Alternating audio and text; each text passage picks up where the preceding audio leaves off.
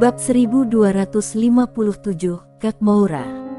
Chardiotian membawa Aweng untuk menemui Sander Ye yang saat itu sedang mengayunkan tinjunya dan berlatih.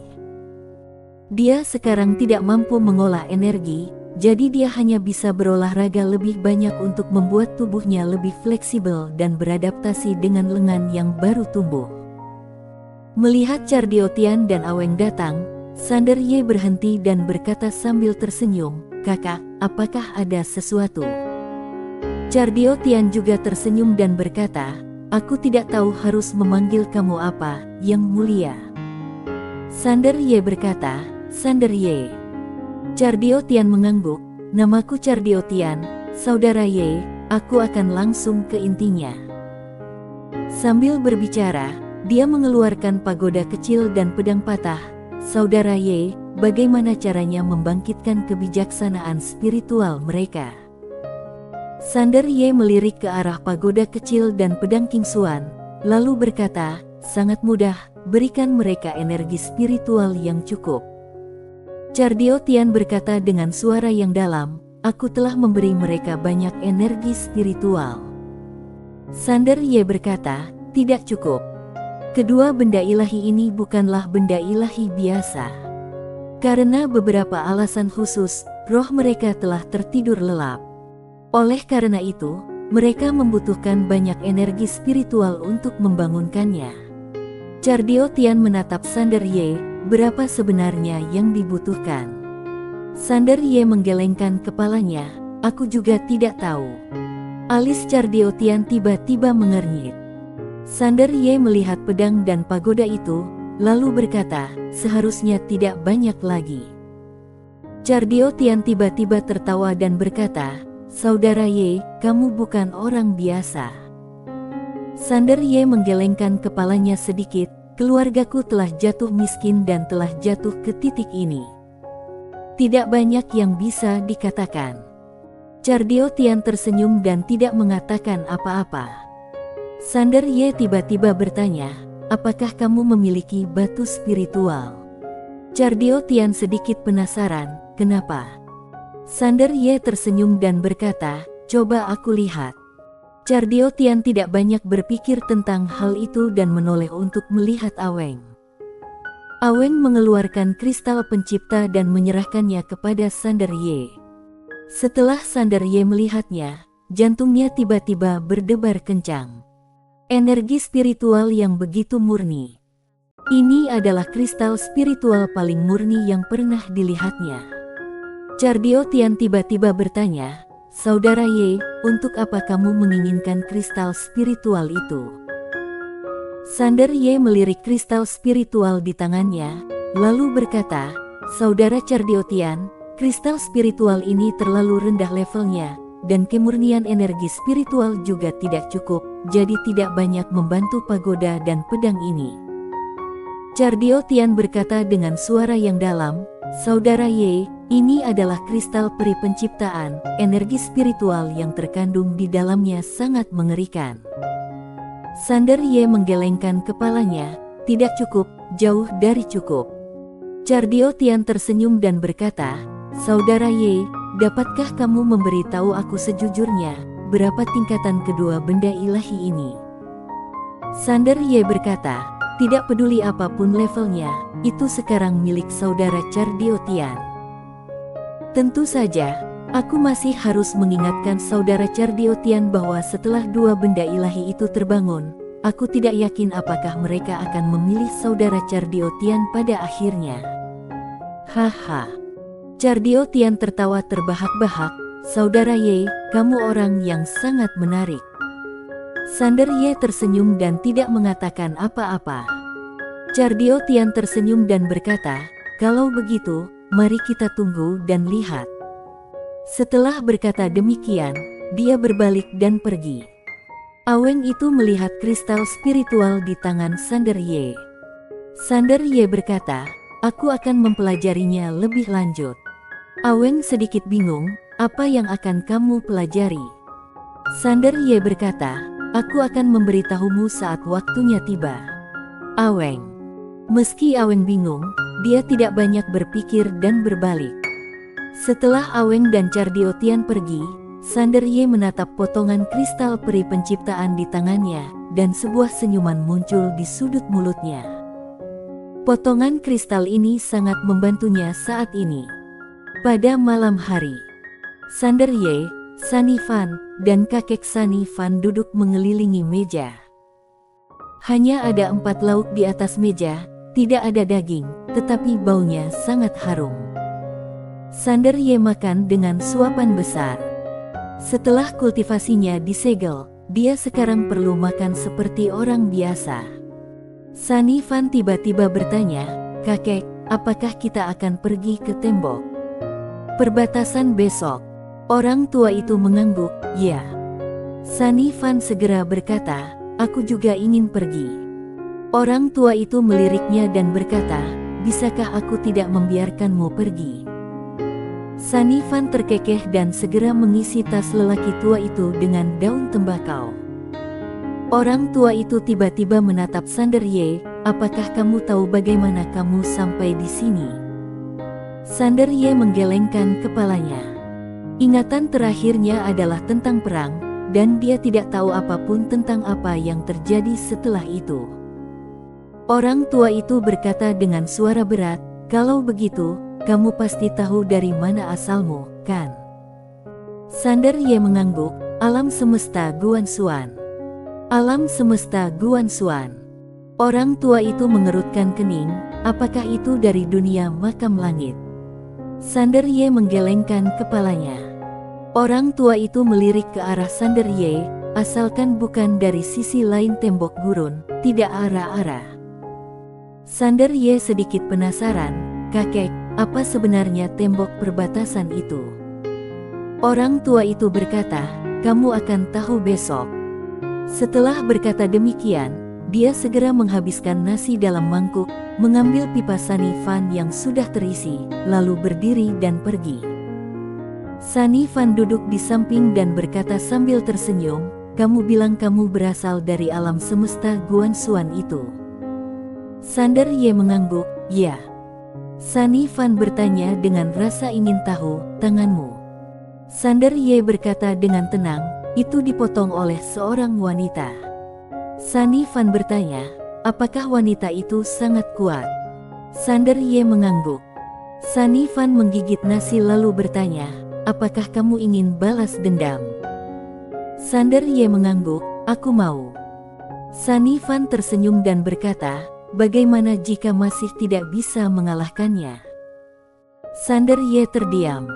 Fasa Fan. Seberapa kuat wanita itu? Dia tidak tahu.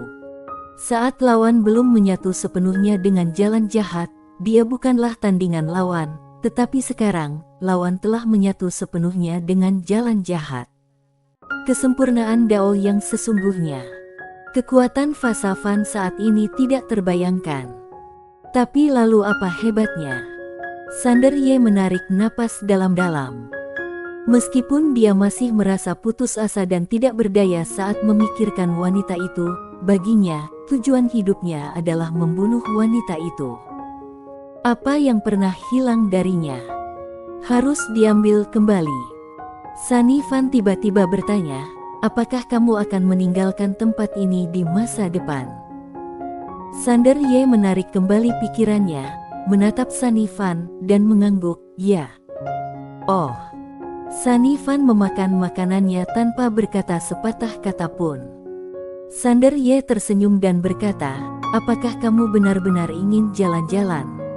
Sunny Fan mengangguk, "Ya." Sander Ye berkata dengan lembut, "Meskipun tempat ini tidak dapat digunakan untuk berkultivasi, tempat ini sangat aman, dunia luar sangat rumit. Apakah kamu mengerti? Gadis ini terlalu baik. Jika dia pergi keluar, dia tidak akan bisa bertahan hidup." Sunny Fan melirik Sander Ye, tidak berkata apa-apa, dan melanjutkan makan. Sander Ye tidak menjanjikan apapun. Kekuatannya saat ini tidak memungkinkannya untuk membuat janji apapun. Tetapi, dia tidak akan pernah melupakan budi penyelamatan gadis ini dan kakeknya. Ketika kekuatannya pulih sepenuhnya, akan mudah untuk membawanya bersamanya. Setelah selesai makan, Sander Ye keluar. Langit dipenuhi bintang-bintang yang terang. Sander Ye berjalan ke sisi rumah panggung, bersandar pada sebuah batu, dan menatap ke langit. Dia tidak sabar untuk bertemu dengan Tuan Pagoda dan King Xuan, karena hanya mereka yang tahu apa yang terjadi setelah perang. Kak Maura. Dan semuanya. Hidup. Atau mati. Apa yang sedang kamu pikirkan? Pada saat ini, sebuah suara tiba-tiba datang dari samping Sander Ye. Sander Ye mengumpulkan pikirannya dan berbalik untuk melihat bahwa orang yang datang adalah Sunny Fan. Sunny Fan duduk di sampingnya dan mengambil buah yang telah dicuci lalu memberikannya kepadanya. Sander Ye berkata, "Terima kasih." Sambil berbicara, dia mengambil buah itu dan menggigitnya. Dia tidak tahu jenis buah apa itu, tetapi rasanya renyah, manis, dan lezat. Sunny Fan tersenyum dan berkata, "Bisakah aku benar-benar berlatih?" Sander Ye menatap Sunny Fan yang tersenyum tipis, "Aku ingin berlatih." Sander Ye tersenyum dan berkata, "Mau terbang?" Sunny Fan menoleh dan menatap ke arah langit, lalu berkata lembut, "Aku ingin tahu siapa aku." Sander Ye tertegun, "Kamu?" Sunny Fan tersenyum tipis, "Kakek dan aku tidak punya hubungan darah. Aku sebenarnya adalah bayi terlantar yang dijemputnya di pintu masuk kota. Dia pikir aku tidak tahu, tapi sebenarnya aku tahu segalanya karena aku punya ingatan." Sander Ye berkata dengan suara yang dalam, "Apakah kamu punya ingatan?" Sunny Fan mengangguk, "Seorang pria dan seorang wanita menurunkanku di pintu masuk kota, tapi hanya itu yang kuingat." Sander Ye, "Jadi, kamu ingin keluar?" Sunny Fan berkata, "Ya. Tapi aku tidak sanggup meninggalkan kakek. Jika aku pergi, dia pasti akan sangat sedih. Aku sangat khawatir." Sander Ye tersenyum dan berkata, "Jangan khawatir, aku akan berusaha sekuat tenaga dan membantumu." Sunny Fan menoleh ke arah Sander Ye dan berkata sambil tersenyum, "Kalau begitu, terima kasih sebelumnya." Sander Ye berkata, "Aku yang mengucapkan terima kasih kepada kamu dan orang tua itu. Terima kasih telah menyelamatkan aku." Sunny Fan melambaikan tangannya, "Itu hanya sesuatu yang kulakukan untuk bersenang-senang, itu hal kecil." Sander Ye menggelengkan kepalanya, "Bagiku, ini bukan masalah kecil." "Oke." Sunny Fan tersenyum dan berkata, "Aku yakin jika aku terjatuh di sana dan kamu melihatku, kamu pasti akan menyelamatkanku, kan?" Sander Ye mengangguk, "Ya." Sunny Fan tersenyum dan berkata, "Itu saja." Sander Ye berkata dengan serius, "Kamu tahu, dunia luar sangat rumit, tidak semua orang adalah orang baik." Sunny Fan mengangguk, "Aku tahu maksudmu. Ada banyak orang jahat, tidak hanya di luar, tetapi juga di kota. Tetapi, aku selalu percaya bahwa ada lebih banyak orang baik daripada orang jahat di dunia ini. Jika tidak, maka kita juga bisa mengubah orang jahat menjadi orang baik." Sander Ye tersenyum dan berkata, "Bagaimana jika orang jahat tidak bisa menjadi orang baik?" Sunny Fan melambaikan tangannya dan berkata, "Kalau begitu bunuh mereka semua. Dengan cara ini, hanya orang baik yang akan tersisa." Sander Ye tercengang. Sunny Fan tiba-tiba mendesah, "Di dunia ini tidak mungkin hanya ada orang baik dan tidak mungkin hanya ada orang jahat." Sander Ye mengangguk, "Itu benar."